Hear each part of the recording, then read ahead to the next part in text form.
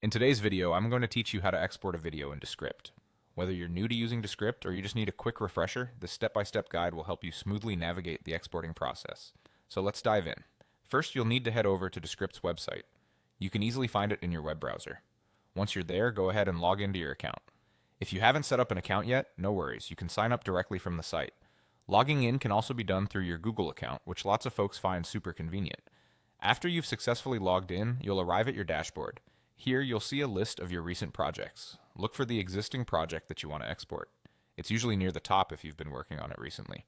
Click on that project to open it up. Make sure everything is in its final form, because once we start the export process, any last-minute changes might mean starting over the export.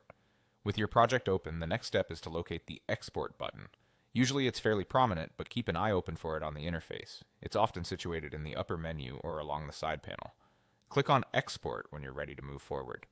At this point, you'll be presented with a few more options that are worth considering.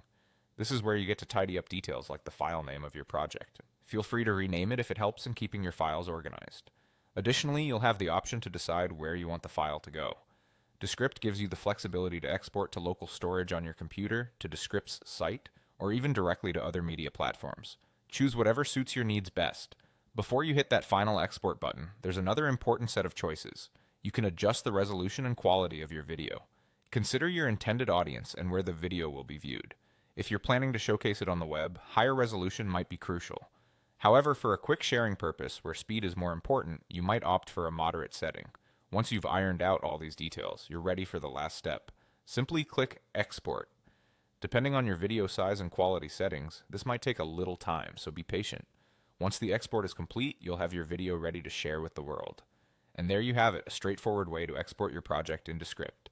Thanks for tuning in, and I hope this tutorial helped streamline your video production process. Happy creating and exporting!